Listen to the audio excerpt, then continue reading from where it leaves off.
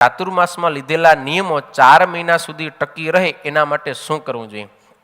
તો જેમ મેં થોડીક પૂર્વે વાત કરી એમ કે અતિ ઉત્સાહમાં આવીને, જેમ કેમ આમ સિઝન આવી હોય ને દિવાળીની સિઝન, તમે કમાઈ લઈ એમ રાત દિવસ મંડી પડે, ખાધા ભેગા ન થાય ને હુવા ભેગા ન થાય, અને પછી બીમાર પડે ને તો અઠવાડિયું સુધી હોસ્પિટલમાં પડ્યા હોય, દુકાન ન જઈ શકે, એટલે એનું જ થયું એમ.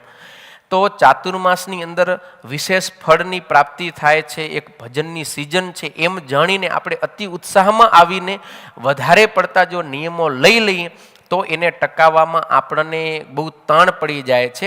અને ઘણી વખત સત્સંગમાં એવું જોવા મળે છે ને દર વર્ષે થાય છે કે જ્યારે ચાતુર્માસ થાય ને ત્યારે ઘણા બધા સંતો, હરિભક્તો, બાઈઓ, ભાઈઓ ઉત્સાહમાં બહુ નિયમ લઈ લે, પછી 5 દી હાલે, 10 દી હાલે ને 15 દી થાય ને પછી ઢીલા થવા માંડ્યો, પછી એક ઓછો થવા માંડે ને પછી હાવ જાય, મહિનામાં તો ખબર ન હોય કે ચાતુર્માસ હતો એમ, આવું થઈ જાય. એટલે અતિ ઉત્સાહમાં આવીને ક્યારેય પણ બહુ આકરા નિયમો લઈ લેવા જોઈએ નહીં, કારણ કે ભગવાનના સંતો ભક્તોના તો 12 માસ કંઈક ને કંઈક નિયમ ચાલતા હોય છે. કંઈ જ ન કરતા હોય તો આપણે કદાચ ચાતુર્માસમાં વિશેષ નિયમ લઈએ, પણ આપણે તો લગભગ રોજ કરી શકીએ એટલું તો રોજ નિયમ લઈને બેઠા જ હોઈએ છીએ. તો અધિક આપણે કેટલું લેવું?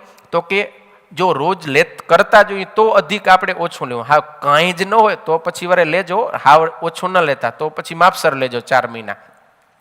પણ રોજબરોજ આપણે પૂજા પાઠ, દંડવતના, માળાના, વ્રત જપ તપના નિયમો જો કરતા જ હોઈએ 12 માસ, તો વિશેષમાં પછી થોડુંક એક ભગવાનની આજ્ઞા છે એમ માનીને આપણે થોડુંક જ વિશેષ લેવું જોઈએ, એવી સંતોમાં પરંપરા અને રીત અને શાસ્ત્રનો પણ મત છે.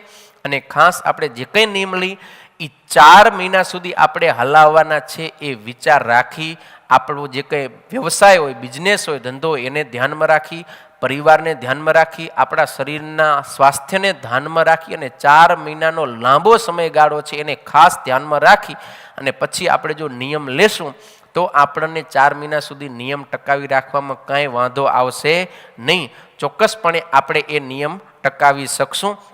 અને એમાંય જો કાંઈ પણ નિયમની અંદર ફેર પડી જાય તો એ કઈ પરિસ્થિતિમાં, તો એમાં પણ સત્સંગી જીવનમાં કહેલું છે કે ચાતુર્માસના નિયમો લીધે એમાં મહા આપતકાળ આવી પડે. શું શબ્દ વાપર્યો?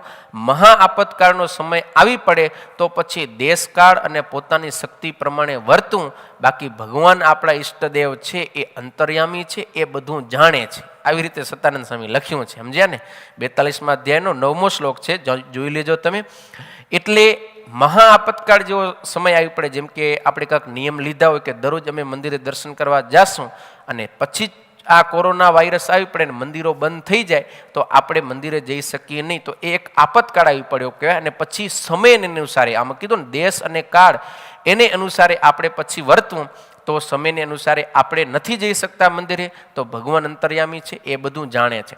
અથવા તો આપણને શરીરમાં કંઈ રોગ આવી પડ્યો, મંદિરે રોજ દર્શન કરવા જવાનો આપણે નિયમ લીધો હતો, પણ શરીરમાં રોગ આવી પડ્યો અને આપણે અઠવાડિયા સુધી હોસ્પિટલમાં ભરતી થવું પડ્યું, તો મંદિરે નહીં જઈ શકીએ તો એક રોગ છે, આપતકાળ છે, તો ભગવાન અંતર્યામી બધું જાણે છે. તો આવી પરિસ્થિતિમાં નિયમ ન પાડી શકીએ તો એ દોષરૂપ નથી. બરોબર? એક વસ્તુ. બીજું કે કોઈ પણ કારણસર આપણે આગ્રહ અતિ રાખો કે હું રોજના નિયમ રોજ પૂરા કરી લઉં, સમજી ગયા ને? ડેલીના નિયમ આપણે ડેલી પૂરા કરી પછી જ સૂવું જોઈએ.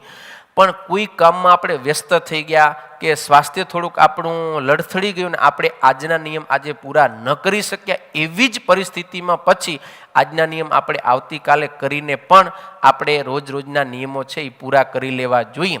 પણ આ વિધાન પછી આમ સામાન્ય પરિસ્થિતિમાં લાગુ ન પાડી દેવું કે ચાલો આજે હવે ભાઈબંધ સાથે ગપ્પા મારવા બેઠા ને, ભલે વાંધો નહીં 2-3 કલાક ગપ્પા મારી લઈએ, આજના નિયમ પછી કાલે ડબલ કરી લઈશ.